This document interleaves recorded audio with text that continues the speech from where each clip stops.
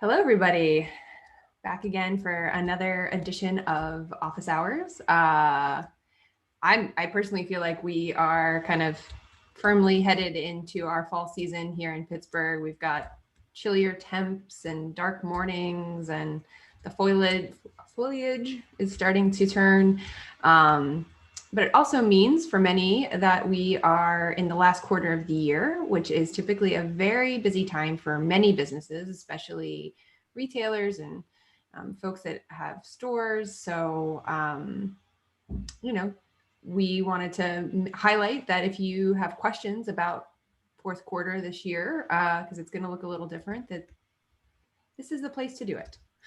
I should say I'm Sarah, and with me is Cynthia. Hello. We are both partners at Shift. And if you're new around here, I think it's worth saying, what is Shift Collaborative?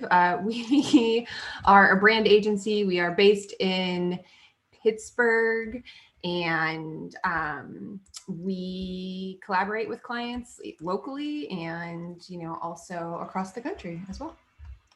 Do.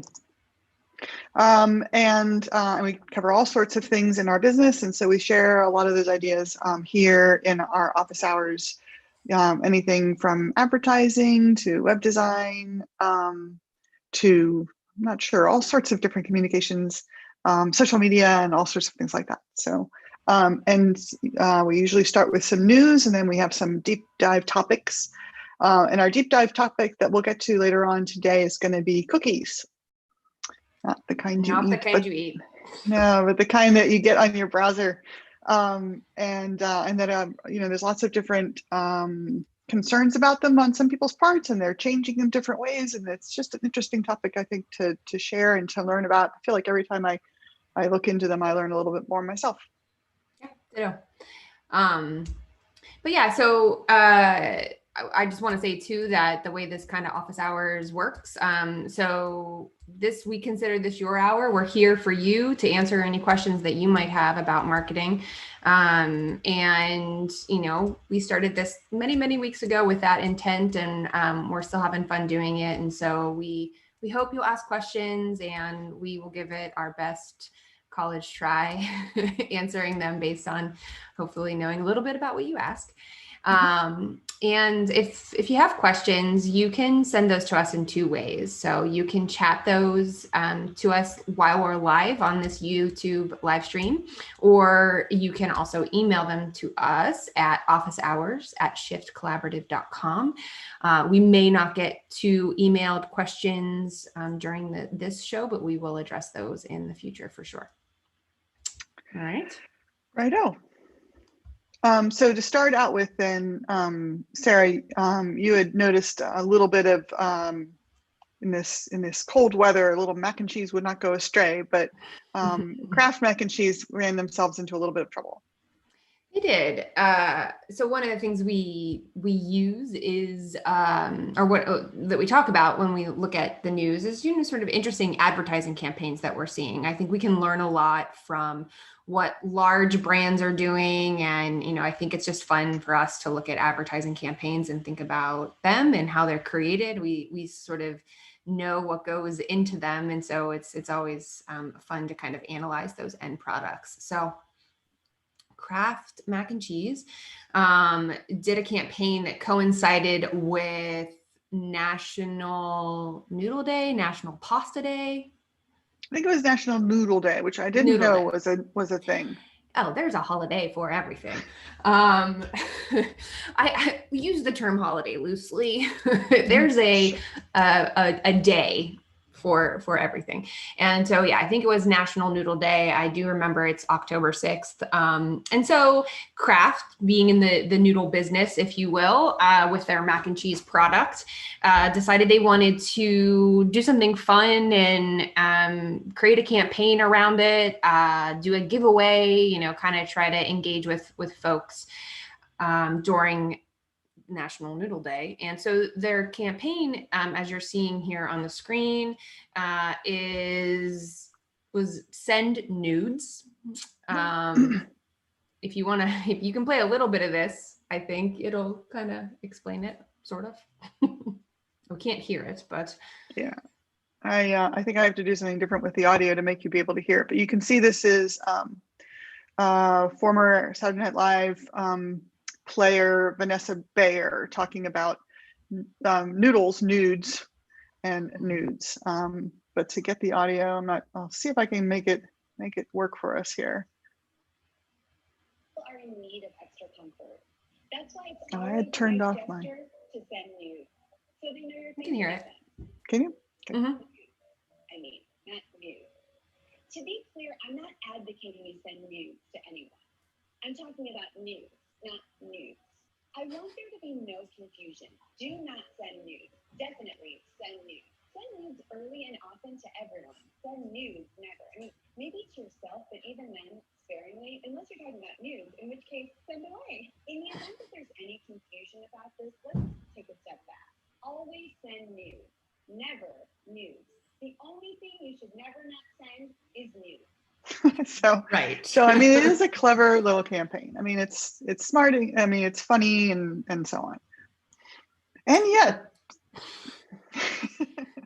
I think that we talk a lot about brand philosophy, brand ethos, and that your ads and your campaigns and your messaging and everything should be consistent and align with the brand philosophy. And when you think about macaroni and cheese, it has sort of evokes childhood. You've probably started eating macaroni and cheese when you were a kid, and it's one of those foods that most all children love, and parents it's a go-to because it's quick and they don't have to fight their children on it. So the target audience here for this product is families. And so I think there was a lot of parents who were unhappy with this sort of cheeky style of campaign and messaging around a product that kids, they pay attention to the marketing of this as well. It's not just parents. So yeah, I mean, it's I'm trying to think of, would I have raised a flag about this campaign or not? And I think that if you know that your kids are that your product is mostly being consumed by children, I mean, you'd be able to choose where you would show those ads. But this is no longer a world where if you show an ad on television, it's not going to be seen a million other places. It's going to be seen all over the place. And particularly, it's I'm sure as you can see that ad is on YouTube, and so you're able to play it in a number of places. You can embed it, you can share it on social. So it's going to get a wider spread than it would have in the past. Yeah. And like you're saying, it seems as though they were hoping that it actually would go viral. Yes. Yeah, no, I think that we talked about a little bit last week about kind of viral videos. We highlighted the Ocean Spray, if you're not familiar, video that was set to a Fleetwood Mac song, and kind of trying to break apart, well, like, what makes this so interesting to people? Why did it go viral? And can you purposefully create viral videos, or are they more organic and sort of just have to, the masses have to find something interesting in them? And I think in this case, these folks at Kraft Mac and Cheese, their agency, they were trying to create something viral. And a lot of times I feel like when people purposefully try, they have a hard time doing so and fail, and it turns into something like this. But I just think that as a parent, I don't know that this would necessarily make me never buy their product again, but it would make me just feel like that was not maybe in their best interest. And I don't love that. I don't know if my brand loyalty would change or not. Secondarily, they placed this campaign, or their intention of where they placed it was in social media, and specifically on like dating sites, and like they were targeting a young sort of the 20 something demographic. Let's say maybe college, grad school age range, maybe a little bit older. So I don't think they were trying to reach parents, but the fact of the matter is like the majority of your buyers are families. So. Right. I mean, it took me a little bit to even figure out what do you mean by nudes, NOOD, like to connect it to noodle. I don't think about mac and cheese as a noodle. Right. Right. I don't think about macaroni as a noodle, although clearly it is, but I think of it as pasta. And this is maybe, I'm highfalutin, No, it's the common person's pasta, mac and cheese. The royalty eats pasta and we eat mac and cheese. No, Maybe I don't that's know. right. Yeah. I mean, I can totally see that I expect that the college market is a big market for them. I don't think it's as big as the kid market, but it's probably pretty large. I can remember as a college student eating not so much the Kraft mac and cheese, the bright, orange iconic, but I would buy those other Lipton, that are effectively the same thing, and where they've got this Alfredo sauce powder, and you're adding in your milk as though you're cooking a little bit. It's fast pasta, like, fast just casual quick, pasta. fast casual pasta. Right, exactly. Yeah. So I can remember eating more of that than it was healthy, and also relying very heavily on ramen noodles. Side note, ramen noodles has shrunk their portion sizes. Are you aware of this?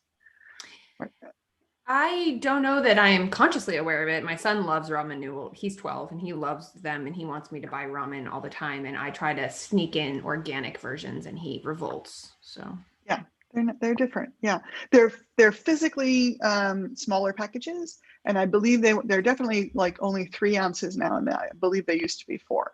And the calorie count has gone down as well. For a while, you have one in my cabinet. I can go check. Go take a look. For a while there, one couldn't get ramen at all in the grocery store. They were sold out at the beginning of our, when there was a run on pasta, on ramen, as well as, of course, toilet paper and cleaning products and hand sanitizer. But that was a side note on this larger thing. So the other thing I was going to say about this was, I wonder whether in their decision to go with this campaign, one of the things they thought about is, even if we get backlash, will it will it actually be a negative for us, for the demographics that care about us? There's that line of thinking that all news is good news, or there's no bad press, no such thing as bad press. Anytime you're getting mentioned, here we are talking about mac and cheese, and when's the last time I even thought about it? Probably a long time ago. Right. Yeah. No, I think that you're right, that they're, because they haven't really even come out with a statement saying like, oh yeah, we missed, whoopsie. Because I don't think that it's probably a big dent for them right now. And I think that one of the articles that I read about it was like, they're doing really well right now during this pandemic. People, want, it's a cost-effective meal, and it's easy to make at home, and people want that right now. And so I don't think they're hurting, I guess. And I don't know that this is going to drag them down per se. I imagine that they thought this will survive this, and indeed they do seem to be. There were a certain boycott, hashtags floating around, and some pushback, but I think it's going to be short-lived. And if your child only eats 3 foods, it's hard to say we're not going to serve one of them anymore. Right. There are alternatives similar to the ramen that I mentioned. I will often buy the organic, higher quality products, no fake ingredients version. Again, my son is not a fan, but I try. Like the Annie's or whoever. Yes, it's Annie's, Annie's, something like that. It's good though. I personally like it, and they have gluten-free versions, and it's good. Our production booth is telling us it's Amy's, not Annie's. So I think it's Annie's. I'm pretty sure it's Annie's. Yeah, there is Amy's, and she does a lot of really great frozen foods, pad thai in particular. But Annie is the mac and cheese lady. This is the most noodleific episode yet of Office Hours, I think. Well, again, it's fall. We want these warm comfort foods in our lives. So it's the time to talk about it. That's great. So, so that was as an interesting campaign. I think maybe we'll circle back in a couple months and see how Kraft is doing with their mac and cheese, if they've come out with a more like wholesome, family-oriented type of campaign. Yeah. Or just what's going to happen next. So yeah. Sticking with the food thing and backlash. I wonder if this is an interesting time to maybe talk about magazine and media channel that the Shift world, that the Shift family has all been kind of into over time, which is Bon Appetit. Mm-hmm. That's good. Good segue. Originally the magazine, and then increasingly, fan of all, living on all different media. So they ran into some issues, and we did, I think, did we talk about it in an earlier episode of the changeover in their editorial staff? We might have. It seems like we a thing we would talk about. But I can't remember. There have been problem. There's a kind of a long-standing problem or question about the whiteness, I guess I'm just going to say, of Condé Nast publications in general, the New Yorker, Epicure, Gourmet, and Bon Appetit, and there's so many others. This is Minnie. She's been keeping my lap warm for a little while, but she's, I think, maybe frustrated by all of our chatter, so she's going to go do something else now. But so the editor of Bon Appetit, a photograph of him surfaced that showed him at a Halloween party some years back, dressed in an inappropriate and ethnically insensitive costume.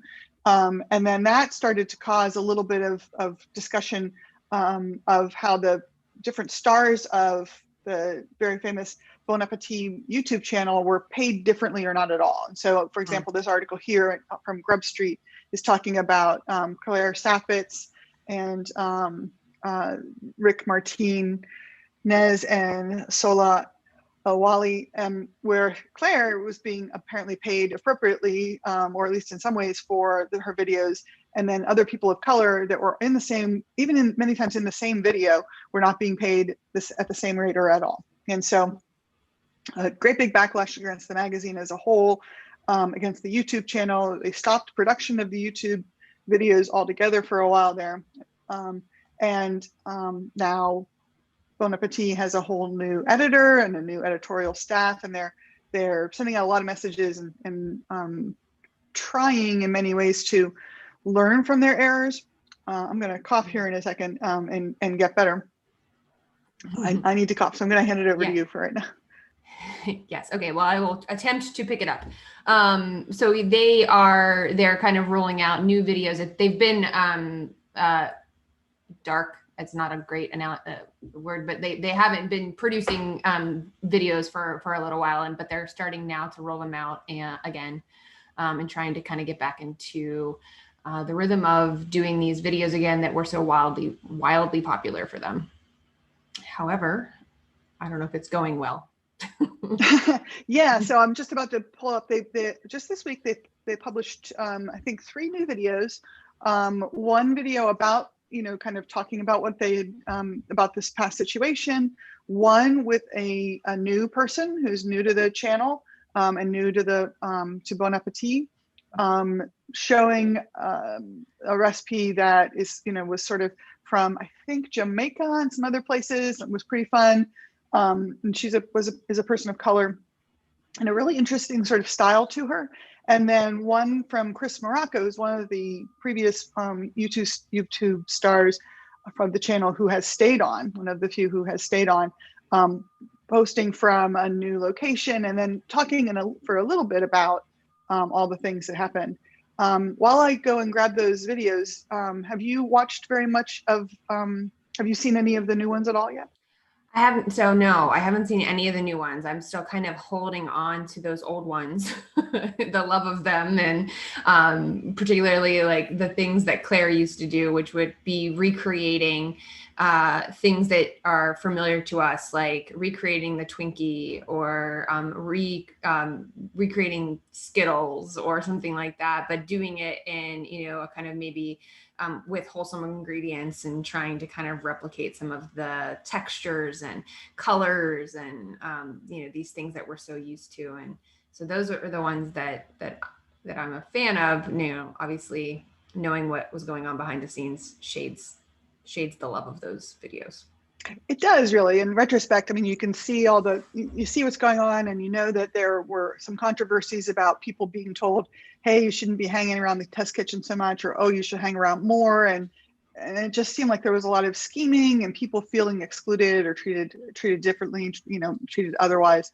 So this is the newest video by Chris Morocco. Now, I had earlier this summer seen the recipe that he's going to show in this video.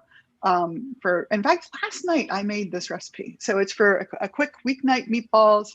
And I changed the spices for the ones I had last night, and they were delicious, by the way.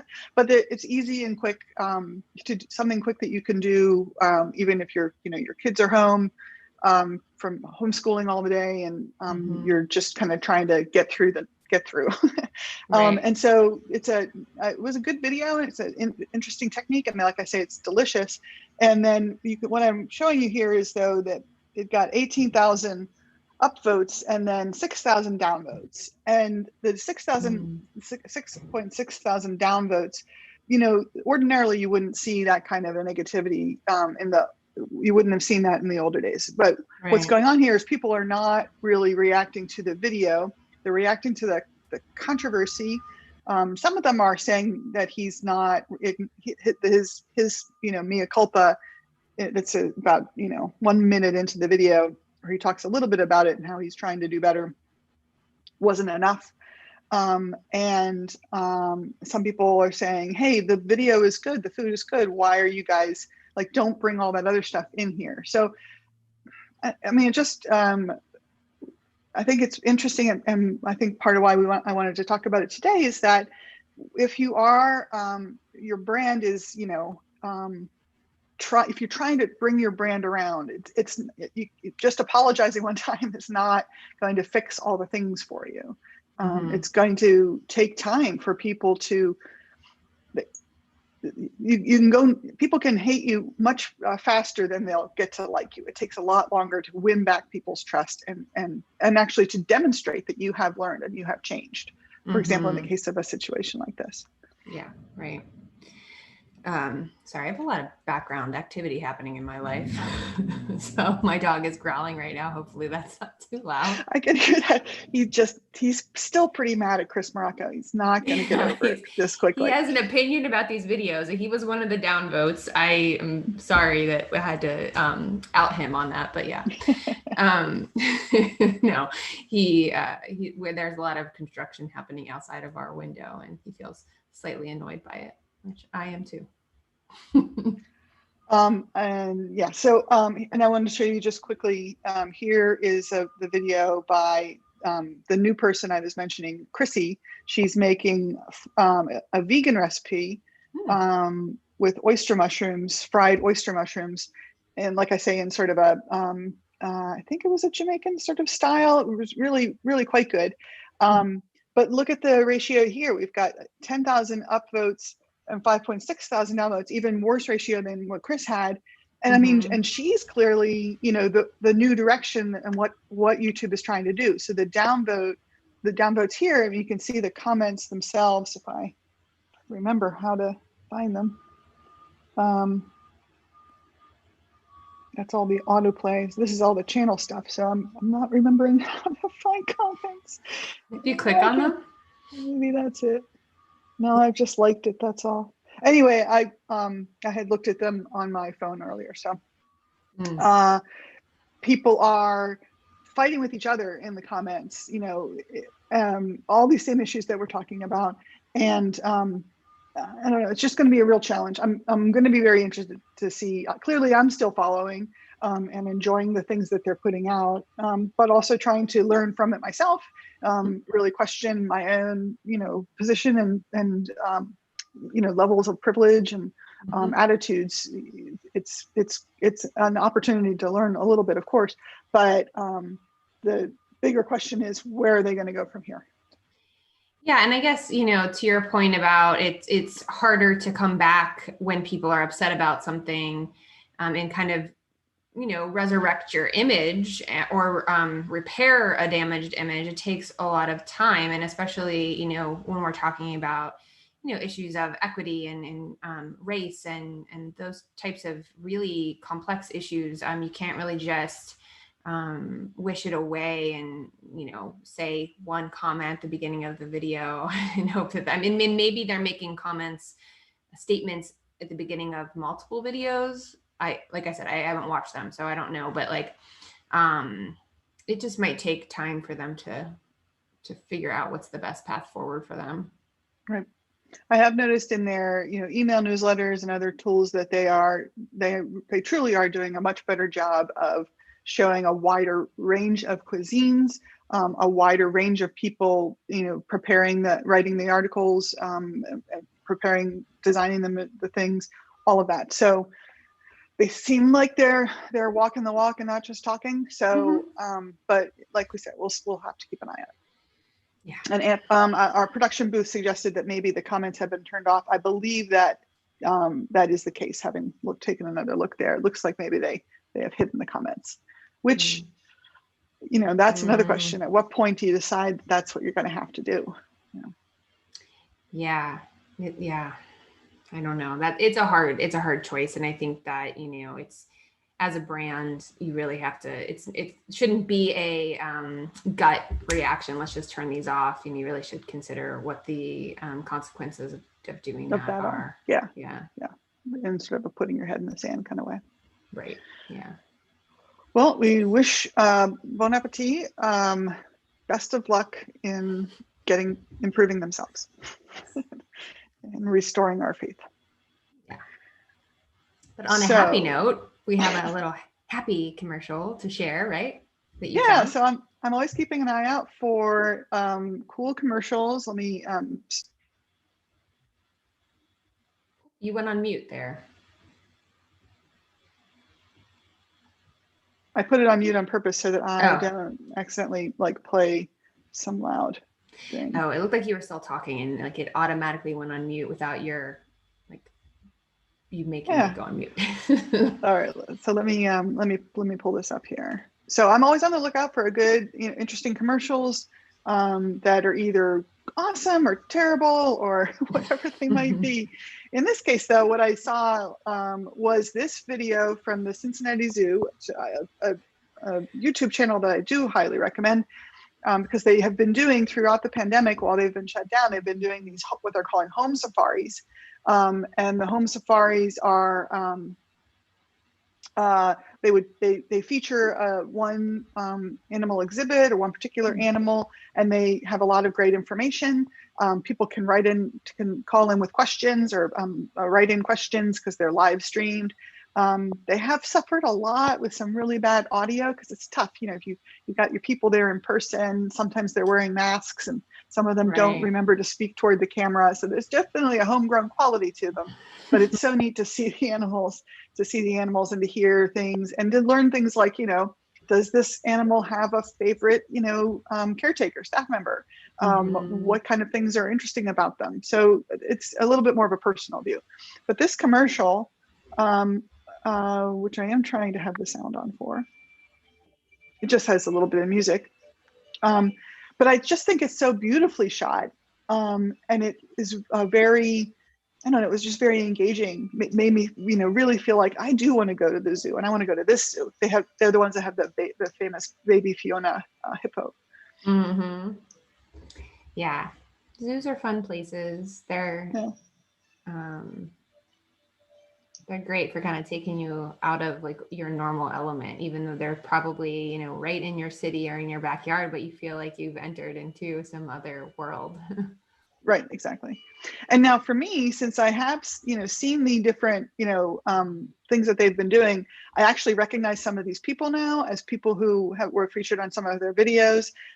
There's a part here where they had the cheetah playing with a dog, and that dog turns out to be the cheetah's like best friend. And just, knowing some things about that, it just, their whole kind of campaign and the things that they're doing are this one here.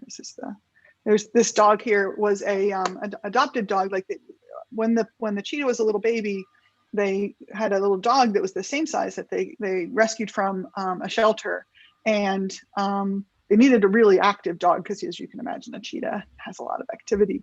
But now they've grown up together and they're best friends. And it's just such a heartwarming story. That's very sweet. Yeah.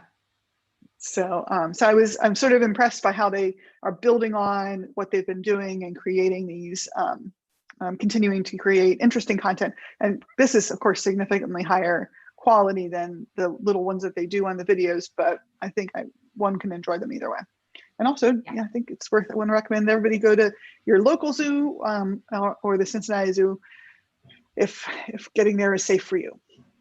Right. Yeah. I think I'm starting to see, at least here locally, a lot of cultural institutions opening back up with some, new safety measures in place. But, they've been doing a lot of virtual content, much like the Cincinnati Zoo here, and have sort of been trying to weather this storm, because obviously cultural institutions really depend on in-person visits from people, as well as online donations, or donations in general. So and the donations kind of help them get by or survive. Sometimes they need them even without there being a pandemic, but their raison d'etre, their point of being there, is to have people be able to come and enjoy whatever they provide. Yeah, exactly. Right. So do we want to get into our featured topic? Let's do it. Cookies. We're talking about food a lot today, making me hungry. Yes, although as we were saying before, this isn't quite not the kind that you eat. But what we're going to talk today are web cookies, which would appear on your browser. I mean, you don't see them, and I'm not sure how many people are really aware of them. But maybe you could help share, explain for the folks what we're talking about with these cookies. Yes. So essentially, a cookie is a little piece of information about your browser puts on a website, let's say, to remember things like, remembering your login information, or, your language preferences. It's sort of meant to enhance your browsing experience in general. And those are kind of, there's different types of cookies. So you've got what we're going to spend the majority of time talking about today, which is third-party cookies or tracking cookies. But there's also session cookies. So these are temporary. They're tracking things like, what's in your shopping cart. So you don't have to, like, if you go away to a different browser tab or to a different, application or whatever, and you come back and you're like, oh yeah, I did have a thing in my cart, and then you don't have to go find it again, which is kind of nice. But it's also, and those are, like I said, those are temporary. As soon as you close out of the browser, then that cookie is deleted. It goes away. So it's not staying there and it's not tracking other things. And then there are, this is a nice little chart. Then there are first-party cookies. And first-party cookies are, they're written into your browser's memory. So when we say browser, we're talking about Chrome or Safari or Firefox, the thing you're using to go to a website. And so first party cookies are saved there in your browser's memory, but they come with an expiration date. So they will only last as long as sort of the website dictates that they need to be there. But they do remain there after you close your browser. And to be clear, they, any website is probably, a website doesn't have to put cookies on your browser, but they typically do to save, like you said, information. And pretty much every website now that has any kind of code on it has some kind of cookies being saved, by the way. And you can, so you can see here, I'm in the application Chrome. And you're seeing this article here.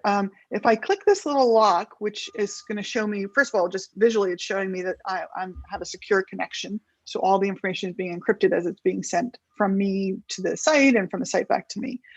So my connection is secure is what that's telling me. And then I can check on that security and see also my site, the settings from this site. But see this line here, there are 60 cookies that have been used, that are being used by this website. This website has its name on 60 cookies in my browser, and I can even see them all here. And I can see if I'm looking at this cookie, I can look at, it's actually not showing your, whatever your drop down is. It's not showing that little pop down. Oh, I'm sorry. Yeah. Well, I'm glad that you told me that. Yeah, sorry. I was trying to find a way to break in and let you know. It's showing your cursor hovering over whatever the menu is, but it's invisible. Cookies are invisible on the back. You don't see them as invisible. I really think it's cool to see that though. So I'm going to do a little quick switcheroo here and try and show you what I was showing you. what I was not showing you. So here we go. I'm just hiding all client stuff that's floating around on my computer. Top secret. Top secret things. Can't have everybody seeing all my top secret things. Okay, so share screen. Let's look at this whole desktop. Share. Now are you seeing my window? I'm seeing your whole desktop.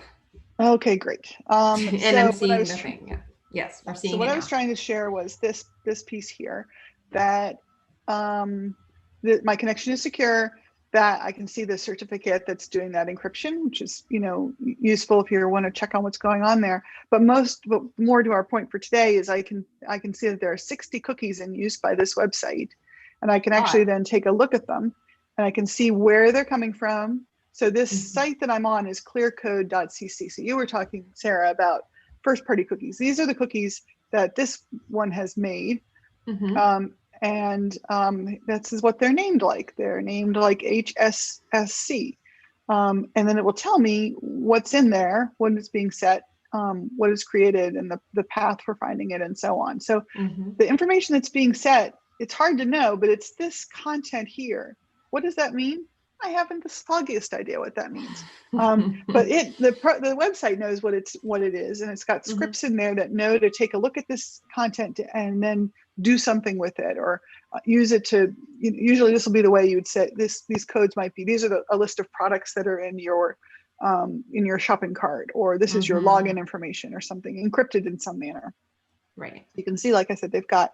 From just this site, they've got a whole bunch of cookies, and then they've got some local storage and session cookie storage, like you were saying, with just session stuff. And then there's this other list of other website names. And so this is, I think, where we want to go back to what we were saying before, the third-party cookies. So right, exactly. And so third-party cookies, or you might also hear them referred to as tracking cookies. Unlike the sort of the first party, where the website, in this case, the clearcode or clearcode.cc. Yeah, clearcode put some of those cookies there so they could track the behavior of your choices on their website. The third party is literally a third party's cookies are there so that they can gather information about your behavior, what you clicked on, what you purchased, what you read, what you ads you interacted with. And so these basically are allowing whoever created that cookie to collect that data from that other website anytime they see fit. And so, the uses of third-party cookies are kind of what you might imagine, so that advertisers can tailor their ads to people that are likely to want to see those ads based on their prior browsing history, things that they've looked at, things that they've purchased before, sites that they've been to. Social media widgets, sort of maybe that's jargon perhaps, but so you often you'll be on a website, you'll see a share this kind of button, so you can easily share something to Facebook or Twitter or whatever social platform they're making available. And so that's, that third party is tracking that activity.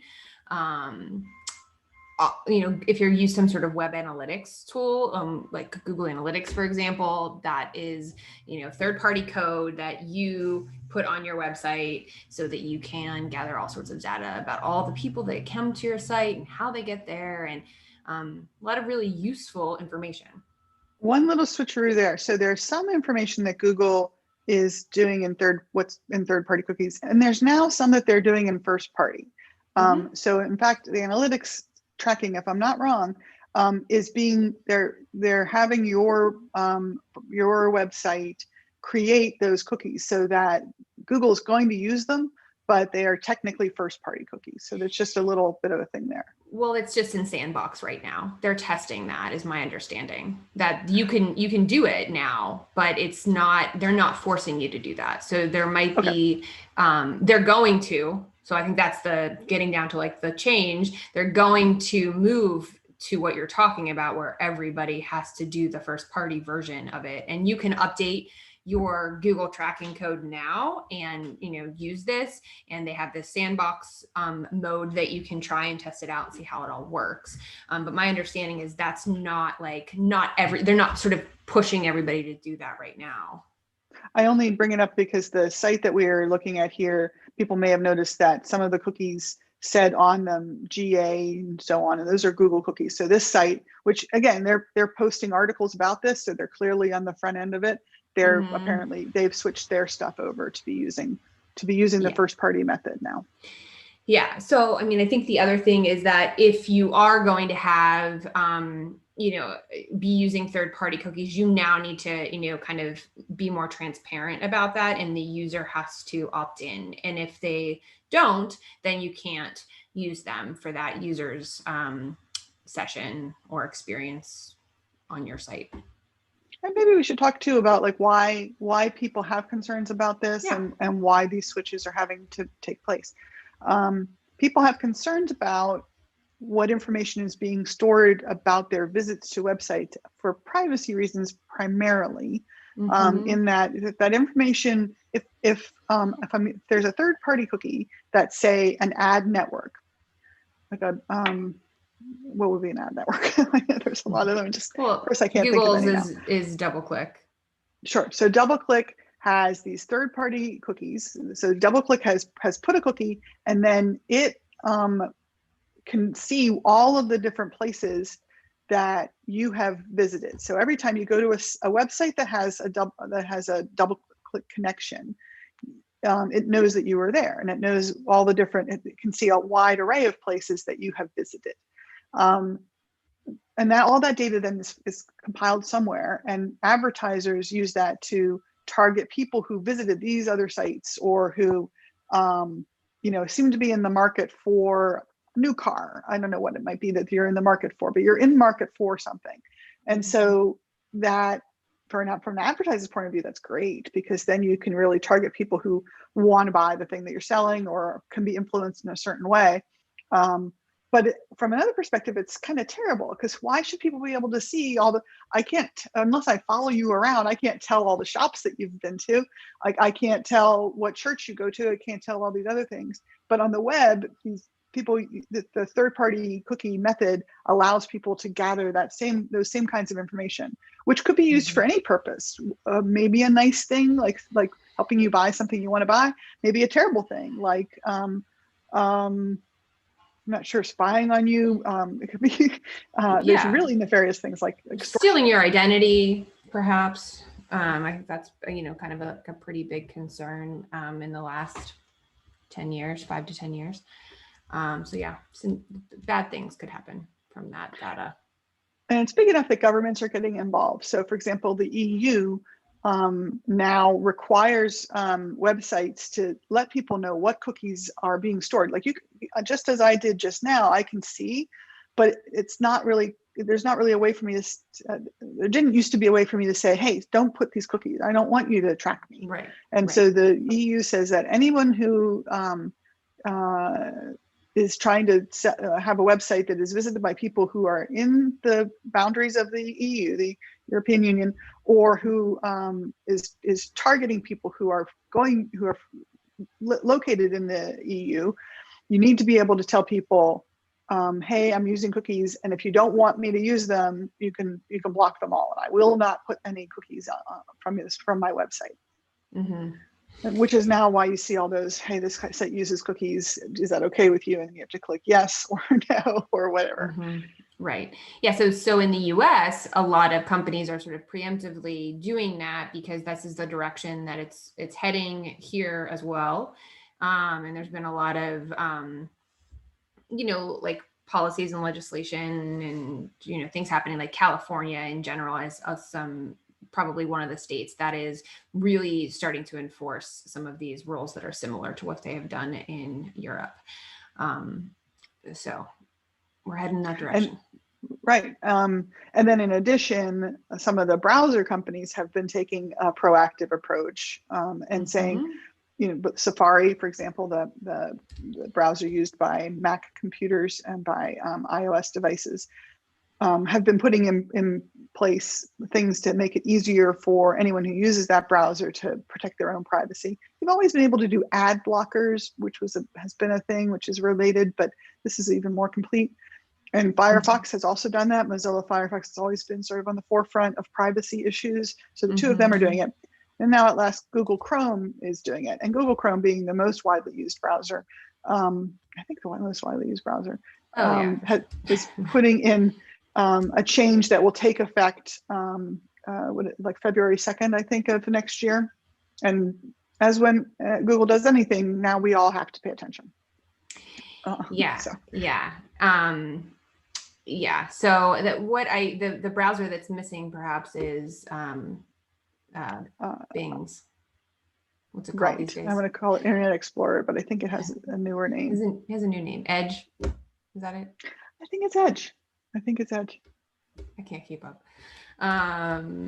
Like I don't see anything in the articles about what they're doing or where they're falling in this cookie spectrum.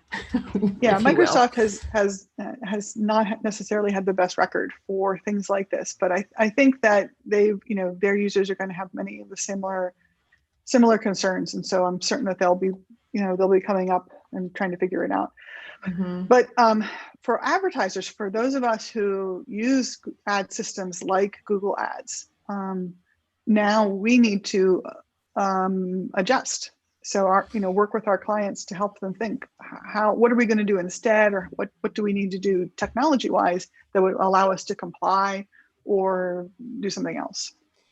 Yeah, and I think that for these large networks like Google Ads, for example, that they're still going to be gathering data themselves about people you can target with your ads, and that they're going to kind of take the responsibility to gather that data responsibly. And then as advertisers, we can tap in and use that without us having to have our own third-party cookies all over the universe. And that's how it's done right now. So I think that like as they change their systems, we're going to get kind of carried along with it if we're using those platforms. But I think the biggest thing is when they start to roll out, if you have to make any updates or changes to your tracking code to, sort of comply to these things that as advertisers will have to make updates there. For sure. And, I was going to say that the one thing that, as advertisers in the digital space, we do a lot of, really trying to hyper focus and personalize the ads to people because one, it's a very crowded market. There's a lot of ads that we're getting served, more so now than ever. And, you know, personalizations can stand out, and personalization doesn't mean, hey, Sarah, buy this pair of shoes. It could be, you know, showing you the pair of shoes you've been looking at for 3 weeks and finally giving you like $5 off on it now.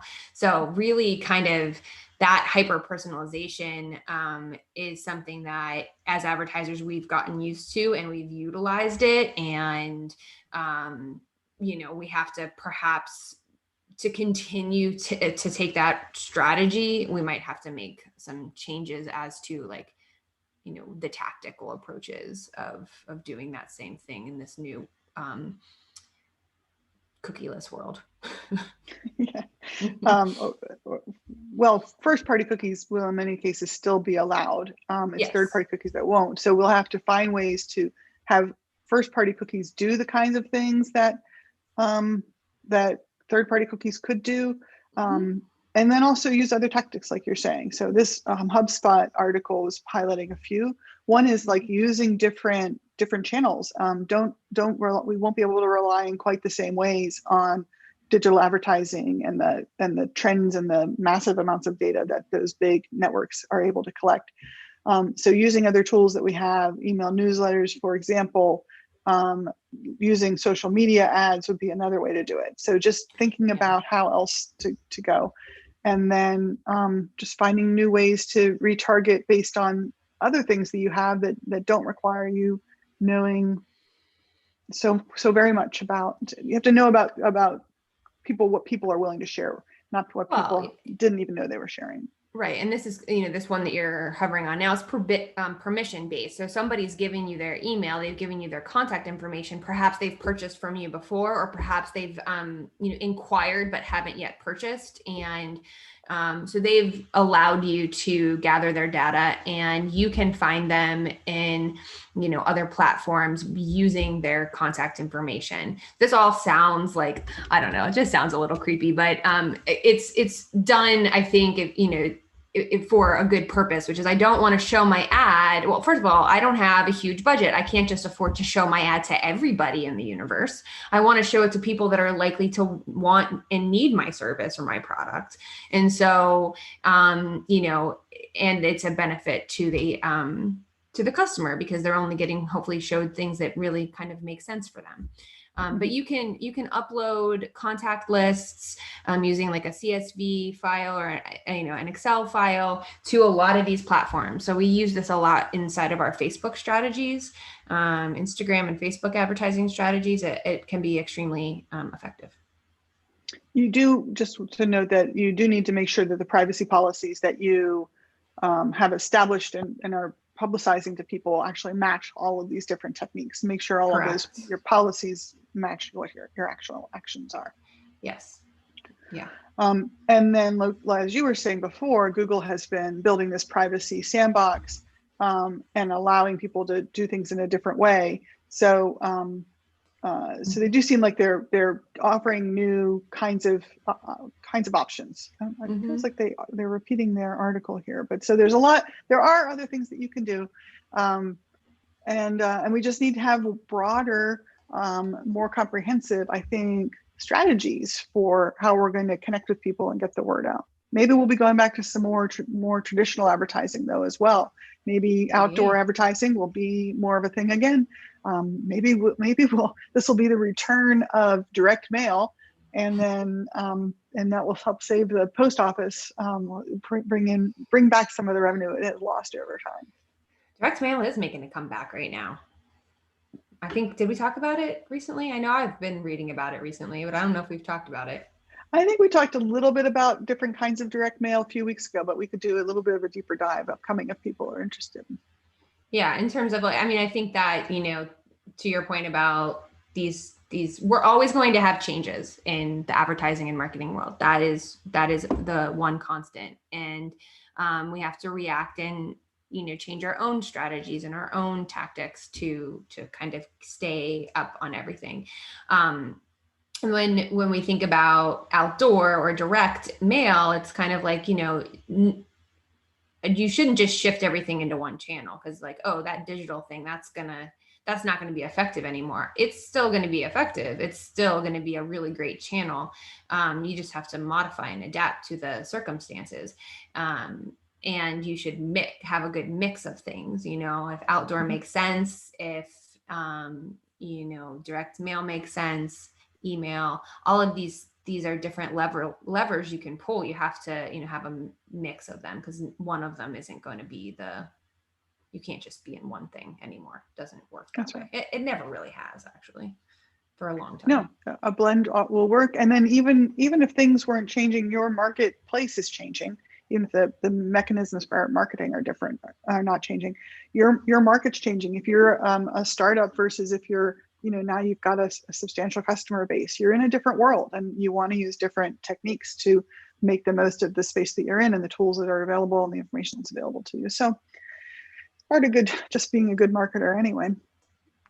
I'd be super interested to know for the folks in our following us, how aware of this change to cookies are you?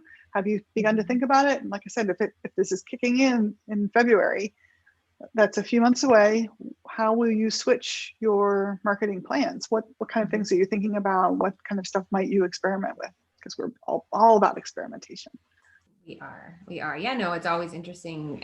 If this is the first time you're hearing about it, then you maybe want to do a little research and come back with your plans and share those with us. Or we're happy to be a sounding board if you have questions about it. Certainly there's a lot of knowledge out there that you can get without us, but we're happy to answer any questions. And I think 2021 is going to be an interesting year for sure. And a lot of these changes have been in the works pre-pandemic. I don't think that, they're going to move the deadline or timeline for any of these particular, like for the cookie changes. And the other thing that Google specifically is rolling out are the core web vitals. I don't know, the core web vitals. They're just different elements of the user experience that are now going to be factors in the algorithm. And that is going to be starting in early 2021 as well, which, perhaps you want to make some of these changes all at once to kind of comply with all of these things. Or at least get started on them. Yeah. I will be interested to see, I would expect that, if anything, our increasingly virtual society now is going to be influenced even more by changes like this, and maybe is causing some of them to move a little bit faster. So,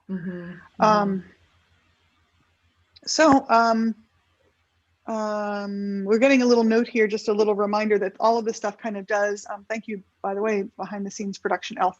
The things that we're talking about here today, the Google Web Vitals and cookies, like a lot of these things do influence each other. The scripts that put on cookies, and in particular third-party cookies, which need to be pulled from other locations to your website, that affects the loading speed of your website. The tools that you might be offering to your site visitors to allow them to manage the cookies and say, it's okay to show me to use these cookies that keep me logged in and let me have a shopping cart. It's not okay to use these ones that advertise to me. Like, that still itself is a whole script and a set of tools, and has to have its own cookies. Even the thing that blocks cookies needs to have one cookie. So all of that stuff kind of interplays and then can affect the speed of the site as well, which then affects, as you say, the Google Core Vitals. One of those measurements is loading speed and the other parts of the experience. So there's just a lot there. Everything is connected. But we can get through it, step by step, little, tiny little thing by tiny little thing. And it's just going to be a busy rest of this year, and busy 2021, I believe, for people who work in the web. Yeah, maybe we should send everybody cookies for the holiday gift. With like their name on them and some details. It would be better if we knew what kind of cookies they liked, because then we'd be hyper personalizing the cookie. It's very meta, my idea. We'll have to. That's truly meta. I think it's going to require a little bit of thought. So we should go away and do that thought. But before we do, I want to remind everyone, we'd love to hear about things that you're experiencing, whether it's about cookies and the web or something entirely other in the marketing world. Yes. So drop us a line, officehours@shiftcollaborative.com. We'll put a note in the comments, and also in the show notes, we'll put links to some of these articles that we've been pulling up to share some great tips, so you can do some deeper reading if you're interested. Yes. Happy reading about cookies. Right. So we'll see you next week, folks.